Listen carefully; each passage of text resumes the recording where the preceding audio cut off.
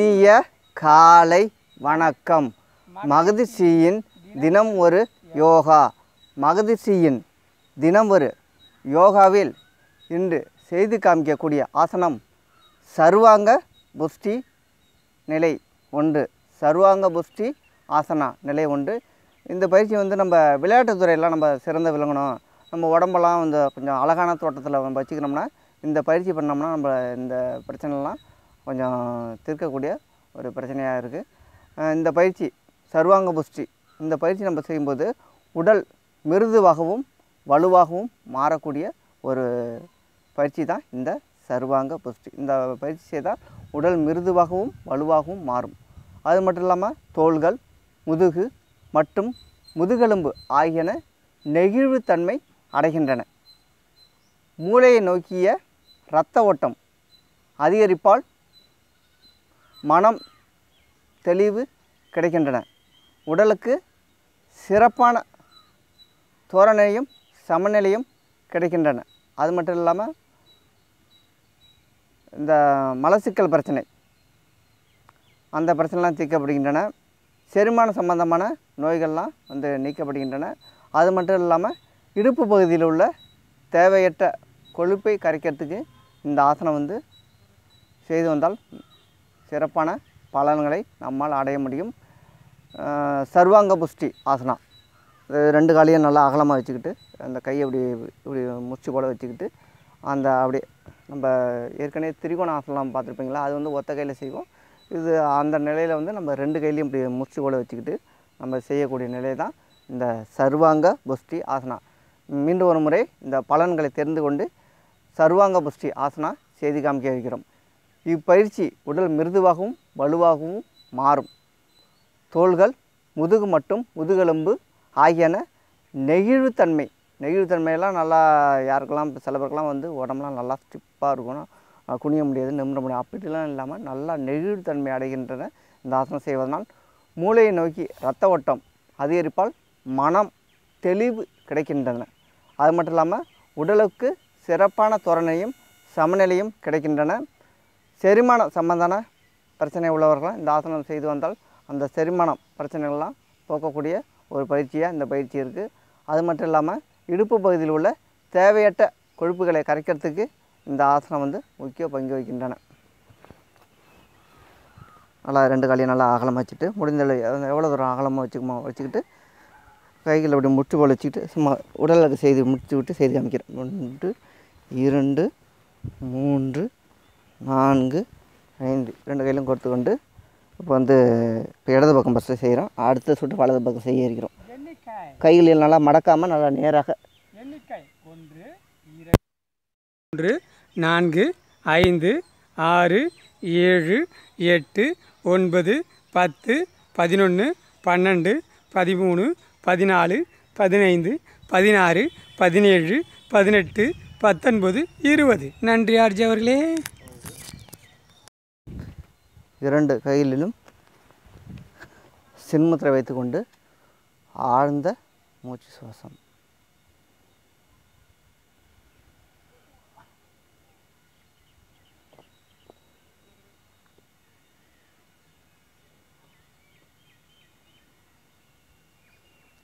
சர்வாங்க புஷ்டி நிலை 1. இதுலேயே சர்வாங்க புஷ்டியில் கையை வச்சுக்கிட்டு ரன்னிங் நிலையில் ஒரு நிலை ஒன்று இருக்குது, அது இன்னொரு சுற்றல் செய்து காமிக்கிறோம். இந்த 2 பயிற்சியை நம்ம தொடர்ந்து செய்து வந்தால் நம்ம விளையாட்டுத்துறையெல்லாம் சிறந்து விளங்குறதுக்கு ஒரு முக்கியமான ஒரு பயிற்சியாக இந்த சர்வாங்க புஷ்டி அமைகின்றன. இப்பொழுது ஆசிரியர் அவர்கள் வர்ணனையில் சில கருத்துக்களை கேட்டு தெரிந்து கொண்டு சர்வாங்க புஷ்டி 2வது சுட்டு செய்து காமிக்க இருக்கிறோம். நன்றி ஆர்ஜே. இப்போ பார்த்தீங்கன்னா காவேரி ஆறு நிறைய உள்ள தண்ணி, கொள்ளிடம் முழுவதாக தண்ணி நிறைந்த நீர். இப்போ பார்த்திங்கன்னா மின்சாரத்தால் பயன்படுத்தக்கூடிய பம்பு செட்டு மூலியமாக அந்த தண்ணீர் இறைக்கிறோம். ஏன் இதை சொல்கிறோம் அப்படின்னா இயற்கை ஒன்றிய விஷயம்தான் இந்த கருத்தும். என்ன காரணம் அப்படின்னா இதை ஏன் இடையில இந்த விஷயத்தை சொல்லியிருக்கோம் அப்படின்னா ஏன்னா பார்க்குறோம், நேரடியாக பார்க்குறோம். அன்னன்னைக்கு நிகழ்வுகள் நம்ம நெஞ்ச பதப்பதைக்கு வைக்குது அப்படின்னு சொல்லுவோம் இல்லைங்களா. ரைட். இப்போது நம்மளோட அறியாமையாலையும் இயலாமையாலும் நம்மளோட மனநிலையில் ஆறு, குளம், வாய்க்கால், கழுங்கு அனைத்துலேயுமே பிளாஸ்டிக் நெகிழிங்கிற பிளாஸ்டிக்கை வந்து முழுமையாக அடைச்சி அதை தண்ணி ஃபுல்லாகவே தேங்கி அங்கேயும் போகுது. இந்த முழுமையாக அந்த தண்ணியை சேமிக்கிறதை பற்றி நம்மள்கிட்ட எந்தவித முன்னெச்சரிக்கையும் இல்லை. எங்கேயும் அரசாங்கத்திட்டையும் இல்லை, மக்கள்கிட்டையும் இல்லை, தனி மனிதன்ட்டையும் இல்லை. தனி மனித ஒழுக்கமும் இல்லை. இங்கே மிகப்பெரிய கேள்விக்குறி ஆயிடுச்சு. அந்த தனி மனித ஒழுக்கம்னா என்னங்க அப்படின்னா, ஆமாம், ஒரு மனுஷன் இருக்கானா அவன் எப்போ தனி ஒழுக்கம்னா என்னென்னா, தன்னை பற்றி அடுத்தவங்க தவறாமல் பேசாமல் சரியான நிலையில் வாழ்கிறது தான் தனி மனித ஒழுக்கம். ஒவ்வொரு இடத்துலையும் அந்த நிலைப்பாடை சரியாக கடைப்பிடிக்கணும். ஒரு பெண் இருக்காங்கன்னா அந்த பெண்ணுக்கிட்ட தன்னோட சுயநலத்துக்காக மற்ற விஷயங்களை அவங்கள்ட்ட கொண்டு திணிக்காமல் இருக்கவன் தான் தனி மனித ஒழுக்கம். அதுதான் வாழ்க்கையில் ஒவ்வொரு விஷயத்தையும் கொண்டு போய் சேர்க்கும். அதேமாரி பழக்கம் தனி மனித ஒழுக்கம்னா, இப்போது நான் இருக்க பக்கத்துலேயே பார்த்திங்கன்னா ஒரு பாட்டில் ஒன்று கிடக்குது. ரொம்ப நேரமாக அந்த விஷயம் அதில் எனக்கு உறுத்திக்கிட்டே இருக்குது. அந்த பாட்டில் வந்து கிடக்கும்போது மனநிலை ஒரு பாதிப்பை ஏற்படுத்துது. இப்போது இந்த திருமண விழாக்கள்லாம் பார்த்திங்கன்னா ஒரு ஸ்டேட்டஸ் அப்படிம்பாங்க. அதாவது தன்னை வந்து நிலையை உயர்த்தி காட்டுறது அப்படிங்கிறத பாட்டில் தண்ணி கொடுமையான விஷயம். எல்லாரோட மனநிலையும் நல்ல தண்ணி நினைக்கிறோம். மிகவும் தவறான குடிநீர்னால் அதுதான். பாட்டில் தண்ணியை தவிர்க்கிறது எப்படி அப்படின்னா, பாட்டில் தண்ணியை கூட வாங்க தப்பில்லை, அதை கூட குடிங்க. ஆனால் அதை பெரிய கேனில் வாங்கி அதை ஒரு இது ட்ரம்மில் ஊற்றி அதுக்கப்புறம் டம்ளரில் வைங்க. அதெல்லாம் ஒன்றும் பெரிய பாதிப்பு ஏற்படுது. ஹைஜீனிக்குன்னு சொல்கிறாங்க இல்லைங்களா, நான் ரொம்ப ஹைஜீனிக்குன்னு. அந்த ஹைஜீனிக்குன்னு சொல்கிறவங்க எல்லாமே ரொம்ப மாறுபட்ட கருத்துக்களை உடையவங்க தான். சரி, இந்த ஹைஜீனிக்கு தண்ணியை பற்றி பேசும்போது அங்கங்கே போயிட்டே இருக்குது. கருத்துக்கள் எங்கெங்கேயோ மாறுது, நிலை மாறுது, மனம் மாறுது. ஏன்னா அவ்வளோ வேதனைகளை மனசுக்குள்ளார உண்டு பண்ணுது. சரி, நீரை பற்றி சேர்க்குற வாய்க்கால், குளம், ஆறுகளை நீரை சேர்க்குறத பற்றி ஒரு தெளிவான விஷயங்கள் சொல்லிவிடுவோம். கிடைக்கும்போது பயன்படுத்துங்க. நீர் வந்து வற்றி போகாத பெரிய உலகம். ஆனால் அது வற்றி போனால் என்ன ஆகும் அப்படின்னு நீங்கள் அப்பப்போ உணர்ந்துட்டு தான் இருக்கீங்க. இப்போ இந்த கடந்த ஒரு 4-3 மாதங்கள்லாம் டெல்டா மாவட்டங்களே பல சிரமங்கள் அனுபவிச்சாங்க. தண்ணி கிடைக்காம பக்கத்து வீடு என் வீட்டுலேயே இருந்துச்சு. என் வீட்டிலையே எனக்கு வந்து 29 அடியில் தண்ணி கிடைக்கக்கூடிய போரு துந்துடுச்சு. ஆனால் எனக்கு 80 அடியில் ஒரு போர் இருக்குது, அதுலேருந்து தண்ணி வசதி. ஆனால் குடிநீரை அதை பயன்படுத்துறதுக்கு ஏழாமை. இப்போது என்ன நடந்துச்சு இதுலேருந்து தெரியுதுங்களா? நான் இவ்வளோ பேசுகிறேன், என்னால் ஒரு மழைநீர் சேகரிப்பு தொட்டி என்னால் பண்ணிக்க முடியல. ரொம்ப வேதனையான விஷயம். மழைநீர் சேகரிப்பு மிக முக்கியமான விஷயம்.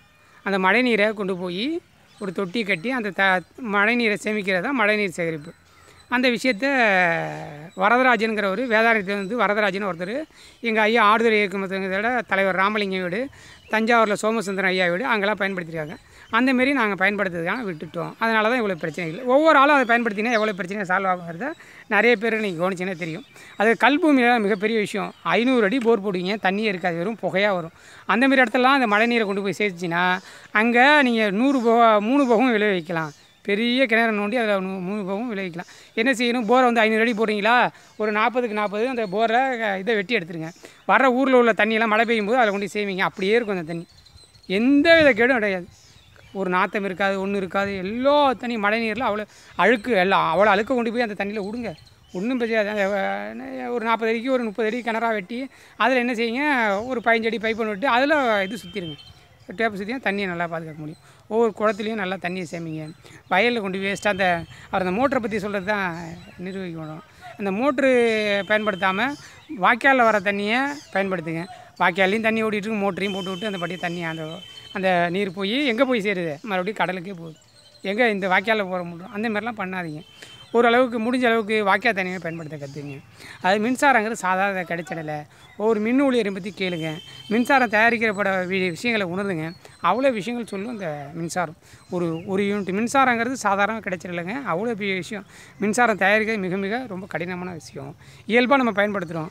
வீட்டில் தேவையற்ற நேரத்தில் ஃபேன் ஆஃப் பண்ணுங்கள். மற்ற டிவியில் தேவையற்ற நேரத்தில் டிவி ஓடுறது, டிவி யாரும் பார்க்க மாட்டாங்க, டிவி ஓடிட்டுருக்கோம். ஆளே உட்காந்துருக்க மாட்டாங்க, ஃபேன் ஓடிட்டுருக்கோம். வெளிச்சமே தேவைப்பட்டிருக்காது, சுவிட்சை போட்டு வச்சுருப்போம். அது வேறு 100 யூனிட் ஃப்ரீயாக, அந்த ஒத்தலைட்டு இந்த இதெல்லாம் விஷயம்லாம் ரொம்ப கொடுமை. இந்தமாரிலாம் பண்ணாமல் தனக்கு கொடுத்த வசதியை தவறாக பயன்படுத்தாதீங்க. அந்த இதை முறையாக பயன்படுத்த கற்றுக்குங்க, முறையாக செயல்படுங்க. நல்ல விஷயங்களை கொண்டு போய் சேர்க்குறது நல்லா நறுக்குன்னு இருங்க. சரி, ரைட்டு. இந்த தண்ணியை பற்றி சேவ் பண்ணுறது நிறைய பேசுவோம், பெரிய விஷயம். சரி, மீண்டும் ஒரு முறை உங்களுக்காக ஆர்ஜி அவர்கள் ஆரம்பித்து இந்த ஆசனத்தை செஞ்சு காட்டி உரிய விளக்கங்களை சொல்லி காட்டுவாங்க. சர்வாங்க புஷ்டி 2வது சுட்டு செய்து காமிக்கிருக்கேன். அதுக்கு முன்னாடி ஆசிரியர் அவர்கள் வர்ணனையில் இந்த மழைநீர் சேகரிப்பு பற்றிலாம் தெரிஞ்சுக்கிட்டோம். அதெல்லாம் மிகவும் முக்கியமானது. மழைநீர் சேகரிப்புலாம் நம்ம வந்து தொடர்ந்து பண்ணால் தான் நம்ம வந்து இன்னும் ஒரு 50 ஆண்டு காலம்லாம் நம்மளால் சிறப்பாக விவசாயம் பார்க்க முடியும். ஏன்னா நம்ம மழைநீர் தேவையில்லாமல் நம்ம வெளில போகிறத வந்து நம்ம வந்து பூமிக்கு அடியில் அதை செலுத்தினோம்னா நம்ம வந்து அதை என்ன பண்ணால் அந்த தண்ணீரை வந்து அந்த பூமி கீழே வந்து நம்ம இதெல்லாம் மணல்லாம் இருக்கு இல்லையா, அதில் வந்து நம்ம எவ்வளோ தான் கழிவாக நம்ம அனுப்புனாலுமே அது ஃபில்டராகி என்ன பண்ணால் சுத்தம் பண்ணி கீழே வந்து சுத்தமான தண்ணீராக போயிடும். நம்மளுக்கு வந்து சுத்தமான தண்ணீராக கிடைக்கும். முடிஞ்ச அளவு நம்ம வந்து தண்ணீரெலாம் நம்ம சேர்த்து வைக்கலாம். அது இல்லாமல் மின்சாரத்தை பற்றி சொன்னாப்புல ஆசிரியர் ஒன்று நிறைய வீட்டில் நம்ம பார்த்துருப்போம். ஒத்த லைட்லாம் இருக்கு இல்லையா, இந்த குண்டு பல்பெலாம் அப்படியே பகலில் எரியும், நைட்டில் எரியும், ஆஃப் பண்ணிட்டதே கிடையாது. அதுமாரி பம்பு செட்லாம் நிறைய பேர் விவசாயத்துக்கு வந்து பம்பு செட்டு வந்து ஃப்ரீயாக கொடுக்குறோம். அது மட்டும் இல்லாமல் சில பேர் என்ன பண்ணுறாங்க, அதிலே நைட்லலாம் போட்டு வச்சுருப்பாங்க தேவையில்லாமல். அதெல்லாம் எவ்வளவு கொடுமையான விஷயமா இருக்குது தெரியுமே. ஏன்னா இப்போ வந்து மின்சாரத்தை வந்து நம்மளால் வந்து சேர்த்து வைக்க முடியாது. நம்ம வந்து மின்சாரம் வந்து நம்ம தயாரிக்கிறோம், அப்படியே பயன்படுத்திட்டு போடுறோம். நம்ம வந்து சேர்த்து வைக்க முடியாது அதை வந்து. அதனால் முடிஞ்ச அளவு மின்சாரம்லாம் வந்து நம்ம சீக்கிரமாக பயன்படுத்தினால தான் நம்ம பின்னாடி சந்ததிகள் நல்லா சிறப்பாக வாழ முடியும். அது மட்டும் இல்லாமல் வந்து முடிஞ்சளவு நம்ம தண்ணீர்லாம் எதையுமே நம்ம அதிகப்படியான செலவு பண்ண முடியும். எதாக இருக்கட்டும், நம்ம ஒரு நீராக இருக்கட்டும், ஒரு உணவாக இருக்கட்டும், மின்சாரமாக இருக்கட்டும், எதுவாக இருந்தாலும் சரி, நம்ம வந்து நம்மளுக்கு வந்து தேவைக்கு மீறி நம்ம வந்து பயன்படுத்தக்கூடாது. அதான் அந்த ஆசிரியர் அவர்கள் வந்து நம்ம வலியுறுத்தி வராங்க. முடிஞ்சளவு நம்மளுக்கு வந்து நம்மளுக்கு என்ன தேவையோ அதை மட்டும் நம்ம பயன்படுத்திட்டு பாக்கி உள்ளவரை நம்ம மிச்சப்படுத்தி வைக்கணும். மிச்சப்படுத்தி வச்சால் தான் நம்ம பின்னாடி நம்மளுக்கு பின்னாடி வர சந்தையிலும் யார், நம்மளோட குழந்தைகள், நம்மளோட பேர குழந்தைகள் அப்படி தான் நம்ம வழியாக வரும். நம்ம மக்கள் தான் பலனடைய இருக்காங்க. அதனால் வந்து நம்ம எதாக இருந்தாலும் நம்ம வந்து அளவோடு பயன்படுத்த வேண்டும் சொல்லிக்கொண்டு சர்வாங்க புஷ்டி 2வது சுட்டு செய்து காமிக்க இருக்கிறோம். கால்களை நல்லா அகலமாக வச்சுக்கிட்டு இந்த நிலையை செய்து காமிக்கிறோம். முன்னாடி இடது பக்கமாக இருந்தோம், இப்போ வலது பக்கம். இப்போ 2 கையிலும் கோத்துக்கொண்டு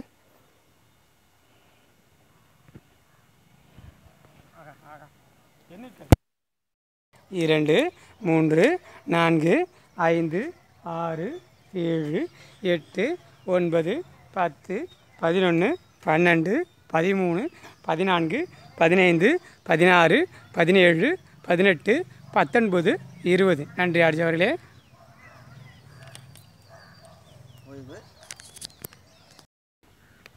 இரண்டு கைகளிலும் சென்மத்திரை வைத்துக்கொண்டு ஆழ்ந்த மூச்சு சுவாசம்.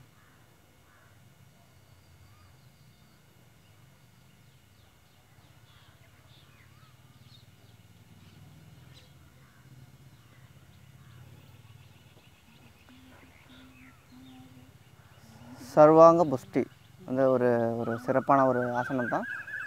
அந்த ஆசனம் வந்து தொடர்ந்து பாருங்கள், பார்த்து செய்து உடம்பையும் மனதையும் ஆரோக்கியமாக வைத்துக்கொள்ளுங்கள். நம்ம உடம்பையும் மனதையும் ஆரோக்கியமாக வைத்துக்கொள்ள வேண்டாம். நம்ம வந்து இதுமாரி பயிற்சி செய்யணும். அதுமாரி கவலையெல்லாம் நம்ம படாமல் முடிஞ்சளவு நம்ம சந்தோஷமாக இருக்க முயற்சி பண்ண வேண்டும். முடிஞ்சளவு நல்லா சந்தோஷமாக இருந்தோம்னா நம்ம வந்து இந்த ஹார்ட் அட்டாக் அதுமாரி பிரச்சனைலாம் அதிகமாக வராமல் இருக்க முடியும். நம்ம இந்த ஹார்ட் அட்டாக் வந்ததுக்கப்புறம் சந்தோஷமாக இருக்கிறது நம்ம வந்து எதுவுமே நம்ம வருமுன் காப்போம் திட்டம் தான். நம்ம வந்து இந்த ஆசன பயிற்சியெல்லாம் நம்ம எந்த ஒரு நோயும் வராதுக்கு முன்னாடி நம்ம ஆசனம் தொடர்ந்து செய்து வந்தால் நம்ம எந்த ஒரு நோயும் நம்மளை வந்து பாதிக்காது.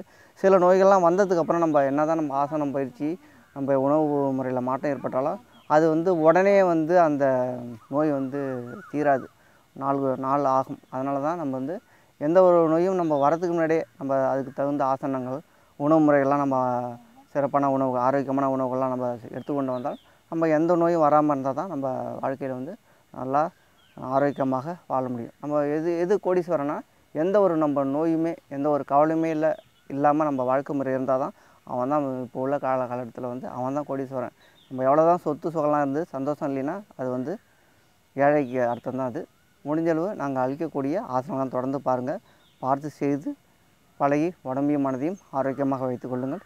இறுதியாக ஆசிரியர் அவர்கள் வர்ணனையில் சில கருத்துக்களை கேட்டுக்கொண்டு நிறைவு செய்ய இருக்கிறோம். நன்றி ஆர்ஜி அவர்களே.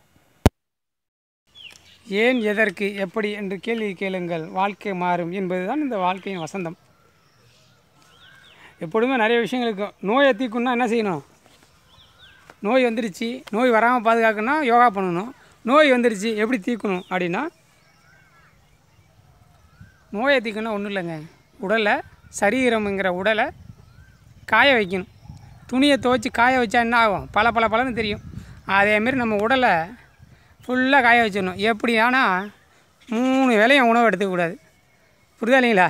உணவே எடுத்துக்காமல் தண்ணி கூட குடிக்காமல் இருக்கலாம். வறட்சி உண்ணான உண்பு, அப்புறம் நீர் உண்ணான உண்பு, அப்புறம் பழச்சாறு உண்ணான உண்பு. இந்த 3ஐயும் எடுத்துக்கலாம். ஃபஸ்ட்டு பழகும்போது பழச்சாறு உண்ணான உண்பு, அதுக்கப்புறம் நீர் உண்ணான உண்பு, அடுத்து வறட்சி உண்ணான உண்பு. அப்படி எடுத்துக்கிட்டிங்கன்னா இந்த உடலை துவைச்சி காய வச்சு விட்லாங்க. இந்தமாரி காய வச்சிங்கன்னா உடல் என்ன ஆகுன்னு வச்சிங்க, அடாடா உங்கள் உடம்ப மெலிமையாக கொண்டு வந்து மெலிஞ்சு நிற்கிற மாரி சொல்லுவான். அடே என்னையா மணி இப்படி வளைஞ்சிட்டிய, என்னையா ஜெய் வளைஞ்சிட்டிய, என்னையா கோதண்டசாமி வளைஞ்சிட்டிய அப்படின்னு கேட்குற அளவுக்கு மெலிஞ்சிடலாம். இப்போ கோதண்டசாமி பார்த்தீங்கன்னா ஒரு 2 வருஷத்துக்கு முன்னாடி அவரோட உடம்பையும் இப்பயும் பார்க்குறவங்க, இப்போ அவர் டான்ஸ்லாம் வைக்கிறாரு, நல்லா வீடியோவில் டான்ஸ் போடுறாரு. அதை நாங்கள் யூடியூப்பில் போடுறதில்ல. அவர் டான்ஸ் வைக்கும்போது கேட்பாங்க அவருக்கு என்னங்க வயசாகுது அப்படின்னு. அவருக்கு என்ன ஒரு 35 வயசு அப்படின்னா, 35 வயசா இந்த ஆட்டம் ஆடுறாருன்னு. ஆனால் ஆக்சுவலாக அவருக்கு 54 வயசு.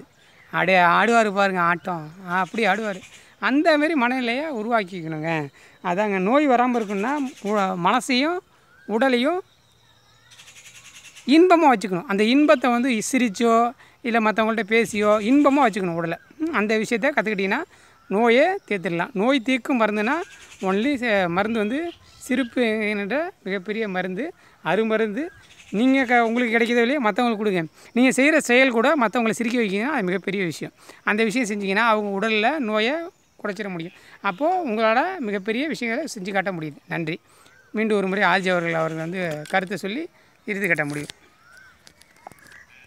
முடிஞ்ச அளவு நம்ம வந்து வாழ்க்கையில் நம்ம எந்த ஒரு நோயும் இல்லாமல் இருக்கணும்னா நாங்கள் அளிக்கக்கூடிய ஆசனங்கள், அது மட்டும் இல்லாமல் உணவு முறைகள்லாம் வந்து நம்ம அதிகமாக இந்த புரோட்டாலாம் அதிகமாக சாப்பிட்றோம். அவங்க சாப்பிட வேணாம்னு சொல்லலை, முழுமையாக சாப்பிட வேணாம்னு சொல்லலை. என்னைக்காச்சும் ஆசைப்பட்டிங்கன்னா ஒரு மாதத்துக்கு 1 நாள் 2 நாள் அப்படி சாப்பிடுங்க. தொடர்ந்து இந்த புரோட்டா உணவுலாம் அதிகமாக நம்ம உணவுலாம் அதிகமாக எடுத்துக்காதீங்க. முடிஞ்ச அளவு பழங்கள், காய்கறிகள், கேழ்வரகு, கம்பு, சோளம் அதுமாரி உணவுலாம் அதிகமாக நம்ம உணவில் இப்போ எடுத்துக்கிறதில்ல. அதெல்லாம் நம்ம அதிகமாக உணவில் எடுத்துக்கிட்டோம்னா நம்ம ஆரோக்கியமாக நம்மளால் வாழ முடியும். முடிஞ்ச அளவு அதிகமாக நம்ம நிறைய பேர்லாம் வந்து அதிகமாக வந்து நம்ம நீர்லாம் அருந்துறதில்ல. சாப்பிட்ற டயத்தில் நம்ம நீரே குடிக்கக்கூடாது. சாப்பிட்றதுக்கு முன்னாடி ஒரு 1/4 மணி நேரத்துக்கு முன்னாடியோ 1/2 மணி நேரத்துக்கு முன்னாடி, அதுக்கப்புறம் சாப்பிட்டு முடிஞ்சதுக்கப்புறம் ஒரு 1/4 மணி நேரத்துக்கு 1/2 மணி நேரத்துக்கு கழிச்சே தான் நம்ம தண்ணி குடிக்கணும். நம்ம அதிகமாக எப்போ தண்ணி குடிக்கிறோன்னா சாப்பிட்ற டயத்தில் தான். அதுமாரிலாம் குடிக்காமல் நம்ம வந்து தண்ணி வந்து நம்ம அதிகமாக உணவில் எடுத்துக்கணும். நம்ம உணவு சாப்பிட்ட 1 மணி நேரம் 2 மணி நேரம் கழிச்சு நம்ம அதிகமாக தண்ணி எடுத்துக்கணும். முடிஞ்சளவு நம்ம சந்தோஷமாக இருக்க முயற்சி பண்ணுங்கள். நம்ம மட்டும் சந்தோஷமாக இருந்தால் பத்தாது, நம்ம பக்கத்தில் உள்ள நண்பர்கள், உறவினர்கள் எல்லாரையும் சந்தோஷமாக வச்சுக்கணும். எல்லாருமே மகிழ்ச்சியாக வாழ்ந்தால் தான் நம்ம வாழ்க்கை முறை நல்லா சந்தோஷமாகவும் ஆரோக்கியமாகவும் நல்ல ஆனந்தமாகவும் இருக்குது என்று சொல்லிக்கொண்டு நிறைவு செய்ய இருக்கிறோம். நன்றி, வணக்கம்.